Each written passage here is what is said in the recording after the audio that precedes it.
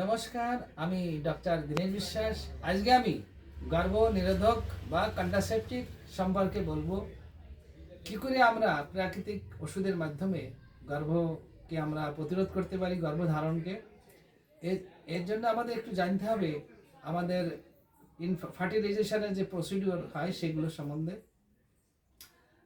এতে আমাদের যে এইসএম হরমোনটা থাকে, যেটাকে আমরা অ্যান্টিমোরিলিয়ান হরমোন বলি, সেটা যদি ঠিক থাকে তাহলে কিন্তু আমাদের এস্ট্রোজেন প্রজেস্টেরনটা ঠিক থাকে আর মাসিকটা ঠিক মতো হয়। আর মাসিকটা ঠিক মতো হলে আমাদের যে ফলিকুলার স্টিমুলেন্ট হরমোনটা থাকে, আমাদের যে ডিফিউজের হরমোনটা, এগুলো ঠিক মতো কাজ করতে পারে। আর আমাদের যে ওভাম, যেটাকে আমরা ডিম বলি, সেটা পরিপুষ্ট অবস্থায় আসে, আর এর দ্বারা গর্ভধারণের সম্ভাবনাটা অনেকটাই বেশি থাকে। তো এইটাকে আমরা কি করে প্রতিরোধ করতে পারি?